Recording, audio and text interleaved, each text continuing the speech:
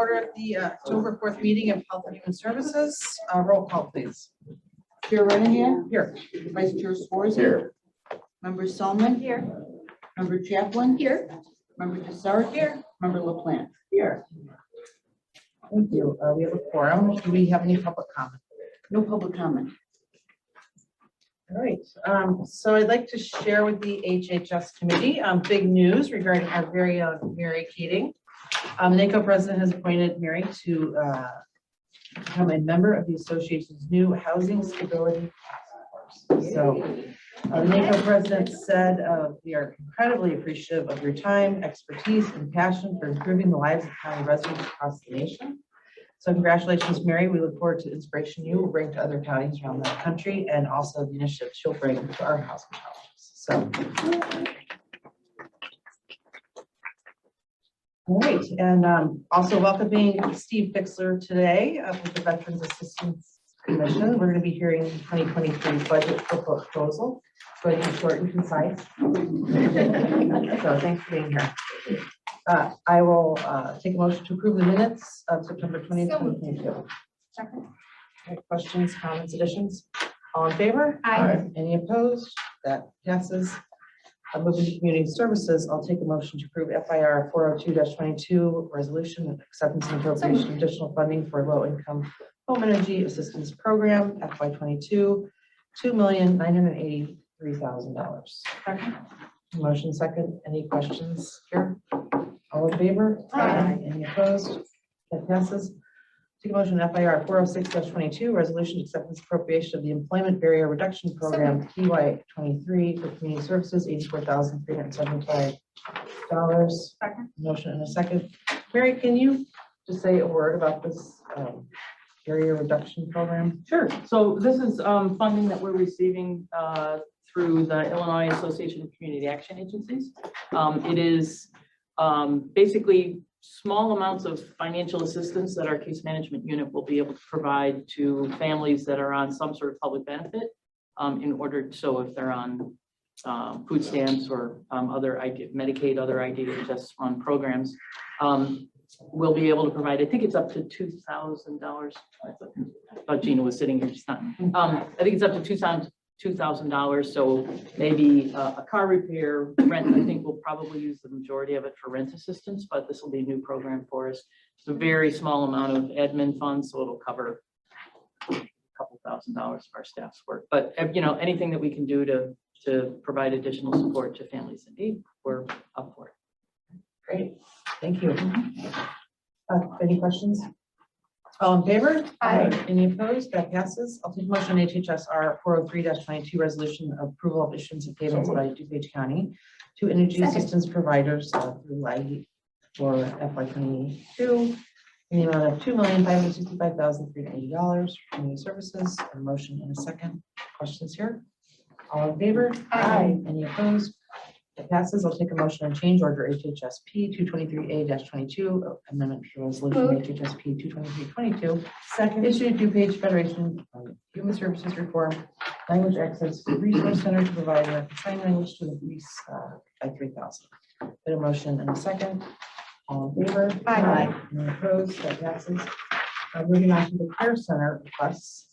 Take a motion on FIR 404-22 resolution acceptance appropriation of the United States Treasury American Rescue ARPA long-term care program, $1,167,639. A motion and a second. Questions here? All in favor? Good job. Aye. Any opposed? Congratulations. Yep. Take a motion on HHSR 405-22 resolution to DuPage Care Center rate increase to increase per patient day charges last fixed by resolution HHSR 464-21, moving from $345 per day to $359 per day for standard custodial care, and from $373 a day to $380 a day for Alzheimer's special care, and increasing from $593 to $617 per day for post-acute care effective December 1st, 2022. Second. A motion and a second. Do you have any questions? Just a quick question. How does Medicaid come into this changes? Medicaid doesn't. This would be the private pay rate, so private pay funding, but a lot of our residents come to us with limited funds, and so they're in what's called a spend down, and this would be the rate that they would pay under a private pay until they convert to a Medicaid. Thank you very much. Okay, any other questions? All in favor? Aye. Any opposed? That passes. Take a motion on HHSP 284-22, recommendation for approval of contract to Pulmonary So moved. Exchange Limited for rental of respiratory care equipment for the care center. November 20th, 2022 through November 19th, 2023, not to exceed 57,000. Need a motion and a second. Questions here? All in favor? Aye. Any opposed? That passes. Take a motion on HHSP 283-22, recommendation for approval of contract purchase order to Cimbria for the Community Wellness Partner So for the moved. Wellness and Outpatient Center, staffing and management at the care center, November 30th, 2022 through November 29th, 2023, not to exceed 65,000. Second. A motion and a second. Any questions? All in favor? Aye. Any opposed? Passes. Take a motion on HHSP 280-22, recommendation for approval of contract purchase order to Cimbria for physical, occupational, speech, and respiratory therapy and consulting Or services so for the moved. care center, November 30th, 2022 through November 29th, 2023, not to Second. exceed $1 million. The motion, and we have a second. Questions? All in favor? Aye. Any opposed? That passes. Moving to travel, I'll take a motion to approve 8A, which is for the Community Services Administrator to go to HUD-supported All National Human Services Data Consortium, Seattle, Washington, November 23rd to 27th, 2022, cost of $2,814.45. A motion and a second. Any questions here? All in favor? Aye. Any opposed? Passes. Take a motion on 8G, another authorization for overnight travel. This is for the So moved. legislation assessor to go to Champaign for a healthy home evaluator course October 16th to the 21st, 2022, $2,377.20. Motion and second, yes, all in favor? Aye. Any opposed? Passes. Motion 8C, this is, for the authorization for the weatherization assessor to attend basic training diagnostics in So Champaign, moved. October 2nd through the 7th, 2022, $1,932.04. The motion and the second. Questions? All in favor? Aye. Any opposed? That passes. Take a motion on 8D, weatherization assessor to go to weatherization infrared mid-course assessment in Champaign, October So moved. 23rd to the 28th, 2022, $1,986.65. Second. Motion and a second. All in favor? Aye. Any opposed? That passes. I take a motion on overnight travel for the Community Services Manager to go to Consumer Voice Annual Conference in So moved. Baltimore, Maryland, November 13th through the 16th, 2022 for $2,000. Second.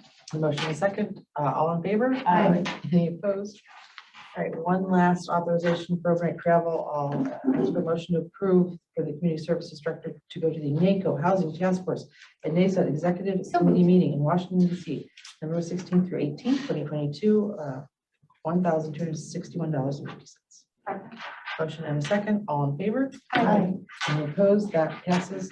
Moving on to information, I'll take a motion to receive and place on file grant proposal notification 55-22 Employment Second. Barrier Reduction Program. $84,375 for community services.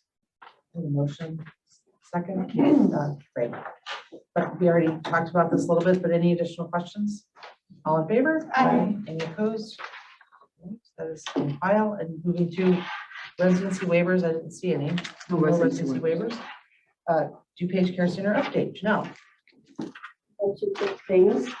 One, our renovation project continues. We have been looking at some materials and moving things around, a bit of floor plan rendering. We have to move things because the IT closet has to stay here. So, you know, normal stuff of those types of things, but picking out the furniture, the flooring and different materials has been pretty exciting. So nothing's final yet. Trying chairs, I have the staff trying different chairs on the units, so they have input into what some selection. The other thing I want to talk about, I brought up previously under the HFS Medicaid rate reform, there's a component called the Cna Tenure Program, and I've mentioned this to you. It gives a rate of pay add-on for the years the person has been a CNA. So we will hopefully be bringing this to the Finance and Board for vote. We have a tentative start date of October 1st retro, assuming that the board does approve it. So we're really excited. I know we had some staff who just couldn't believe it, that it finally came to fruition. One tore up their retirement papers. So, we're pretty excited about that. Great. Do you have any questions from the committee for Janelle? Can you just repeat what the CNA program is called again? It's called the Cna Tenure Program. Thank you. Okay, great news. All right, thanks, Janelle. All right, community services update, Mary Keating. First, thanks for the shout out on the NACO Housing Task Force, just a little bit more about it, what I know anyway. When I was told about it, I saw the preliminary list. I don't know if it's the final list of everybody who's on it, but my understanding is there's about 30 people from around the country. About 25, it looked like, are county commissioners or other elected officials, assessors, those kinds of things. And there's about 5 of us who are kind of on the practitioner side. So I'm really excited about the opportunity. I think it's going to be great. And obviously it's great for DuPage. And hope to get inspired and bring back some great ideas and influence discussion at the national level. So it's really exciting. So I was pretty happy about that. On the budget, I think on behalf of staff, thanks for the, hopefully you'll all support the COLA and merit package that was proposed. I think people are really excited about it. And then combined with the lack of increase in healthcare, I think staff are quite pleased. The budget that I submitted and that I discussed with you all was included in the chairman's proposed budget. So everything we asked for, including the new head count at the family center, and Tori over there is just chomping at the bit to get that posted. She's very excited about that. Additionally, it included the additional general fund support for the sort of direct service staff increases that I talked about in August. So I'm pleased about that. In terms of the package of the merit and COLA, it's an overall, it would be combined a 6% increase in all of our payroll. So our payroll on a bi-weekly basis is about $315,000. So that's 8.2 million on an annual basis. So that 6% is going to be about almost $500,000.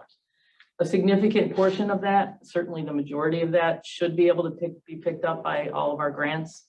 We should be able to absorb, but I've spoken to finance about it. We'll have to really I have to go down through each and every grant to see how much they can absorb.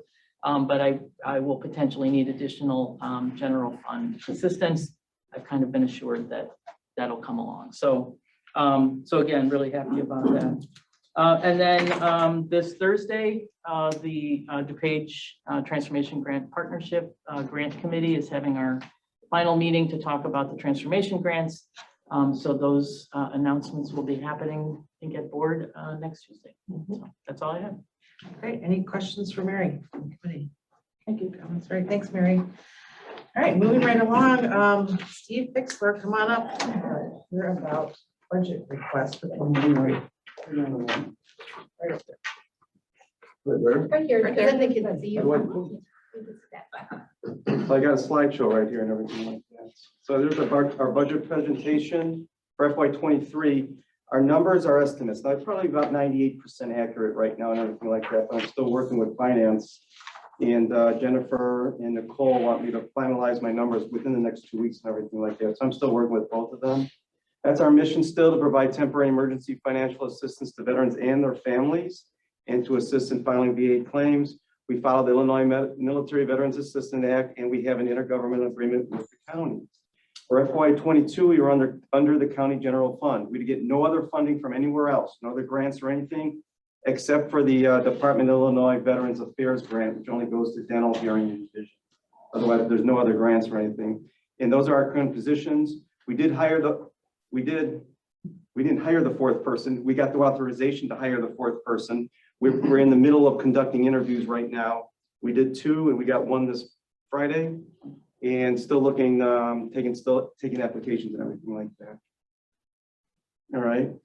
And then effective January 1st, the new Military Veterans Assistance Act goes, it was signed in April. It's effective January 1st. And it specifically states that we are required to file federal VA claims and take them to appeals. There's a certain level of appeals that we can take, that my guys can take them to the VA appeals. And to provide public aid, we will be helping to file state aid and county general assistance. And I went to a general assistance luncheon about a month ago and met a lot of people from the different townships to do general assistance. So I'm kind of getting involved with them and how things operate and everything. Increased operations. We might go to a tax levy that may not happen for a year or two, but I'm just throwing it out right now. Adding the fourth person to file as a veteran service officer to file VA claims. That person will do about 95, 98% straight filing VA claims and not our financial assistance. He's going to be dedicated to do that. But when he goes to a veteran's house, helps file a VA claim and then sees, wow, you need rental assistance or you need this, he'll know how to fill out the application form and then bring it back and everything like that.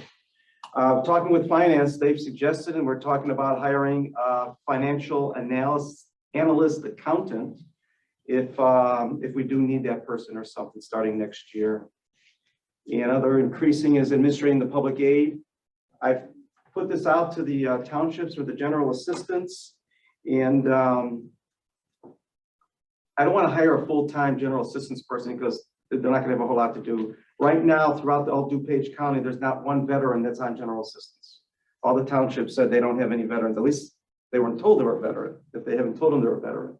So I'm looking at hiring a part-time person, maybe a retired person, and just on a case-by-case basis if we need them to come on in and everything like that. I know Mary had brought that up earlier that you got to watch out how many hours and something like that. Well, we will watch that and everything with that. And there is a trailer bill going through right now on the current bill that's supposed to be effective January 1st. So there's a trailer bill that's supposed to go through the veto session. Whether that hits the veto session or whether they go through it or not, I don't know. There's some other laws that are going to affect. They're going to be pretty busy and down in the General Assembly right now when they go down there. We'll see.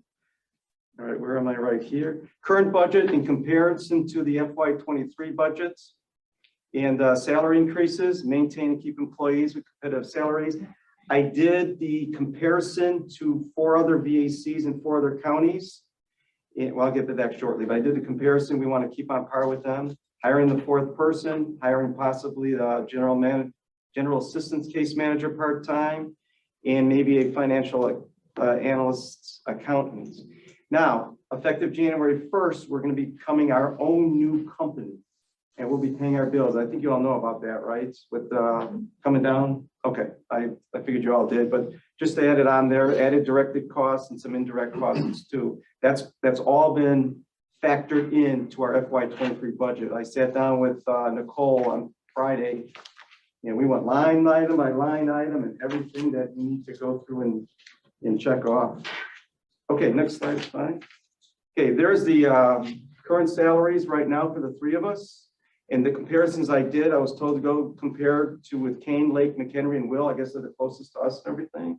And that's the range. Actually, it was even a wider range. I went to a couple other VACs. I just went with these 4. And those are the proposed salaries for next year. And I put in what was suggested to me for a financial analyst accountants if we do go with it. But at least I factored it in right now. So there's no surprises next year or anything like that. Okay, you go to the next slide.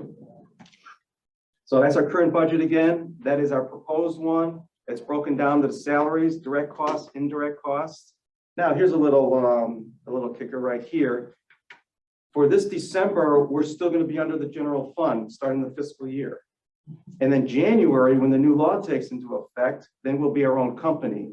So again, we sat down together and we figured out how much I'll need out of the general fund just for December. And then how much once we become our own company. I use the word own company. I don't know if that's the right word or not, but I think you all understand it. And so those 2 numbers do add up to $731,878. But for December, it's that amount. And then for January through November, it'll be that amount. And okay, you can go to the next slide. Maybe some of you haven't seen this. I did print out some. I'll print out more or email them if you like. But for FY21, the VA sent in, paid $225 million to the veterans here in DuPage County. Okay, I have the official sheets right here and they're in thousands, so I added the thousands. For compensation, service-connected disability and non-service-connected disability and other pensions, $97 million was sent to the DuPage County. Medical care, $109 million for medical care. Unique patients are VA patients, whether they go to Hines, Jesse Brown, or some guys might go up to North Chicago. In all seriousness, it's hard for me to fathom that the VA sent $225 million to financial support to veterans in this county and everything like that. For Illinois, $5.5 billion went to the whole entire state of Illinois. So I just wanted to get you guys an idea of how much money we help bringing in. We help the veterans get money, and then how much we're bringing into DuPage County. Now, my office files very few claims, but once we get that fourth person, we're going to be even bringing in more money. Every time we talk to a veteran and they file a claim, whether it's through Marcus next to me or someone else, with a DuPage address, that money comes to us and everything like that. We're going to increase that once we get the fourth person. I'm not going to tell you we're going to double it. That'd be a hell of a thing to double, but we'll go for it and bring in as much as we can. And next slide and everything. So there's my little summary. I think over the years, we've been pretty good at watching our budgets and keeping on track and explaining everything we need or not need and turning money back in that we didn't use or anything like that. I think this is about a 98% solution, as I'll be going with Jennifer and Nicole again, line by line, to make sure everything is set and locked in. Otherwise, I hope that was short and concise and to the point. Any questions? Any Member questions at Solomon all? and Vice Chair Uh-oh. Swarzy. Fire away. Can we go back to the slide where it listed the comparables? The one of the Which one? roles look like we are still below the comparables. Which comparable?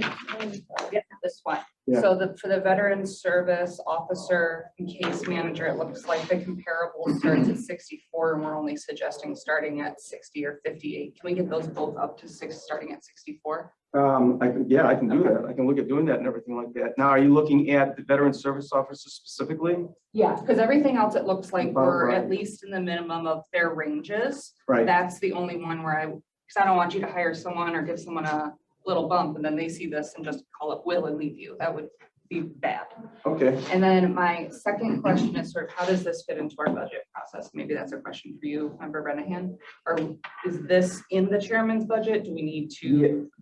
Like, So we my can charge initial budget submission was in the chairman's recommendation, all a that stuff. smaller number. Right. Okay. But now, since we worked the new numbers, we only worked these numbers last Friday, and I put all this together. So now I guess I am going to have to resubmit, or I don't know the process, the administrative process now, that I'll be getting indirect money and then moving out and everything like that. You just need I think the best thing, Cheryl, can I just call you up for just a second and give kind of a 2-minute high-low, because there's major changes with the law as to how this all runs. And we've been having some working groups meet over the summer. Steve's been meeting with finance. The auditor's been meeting with the state attorney's office, because the legislation that passed in May that was in my indecision wrap up, and I think we're going to speak to it October 25th at a legislative committee meeting. It struck any oversight by county boards over VACs.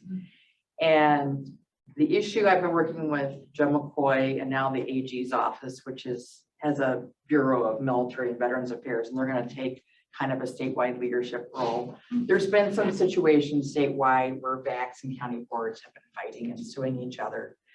So VACs basically have said we are a unit of local government on our own. And I think that's fine, but where the counties are stuck is that you're responsible for funding them, but you have no oversight. So there needs to be a little bit of a balance. Steve has been a great partner. The state attorney's office was concerned because right now we have an IGA and finance does his finance. He doesn't want to buy QuickBooks. He doesn't want to hire an auditor. He doesn't want to hire HR staff. Some VACs do that. Lake County has like 12, 14 employees because they don't want to work with their county and that's their choice. But there's certainly economy of scale. You know, he has 10 invoices a week. Does he really want to? Maybe I think this legislation is going to change because he's going to have to do appeals and we know how much work that's going to be, right? His professional services is going to greatly increase and he may need to hire a finance person, maybe part-time, they Maybe. can share a person, but it's really gonna change January 1 because they are totally separate entities.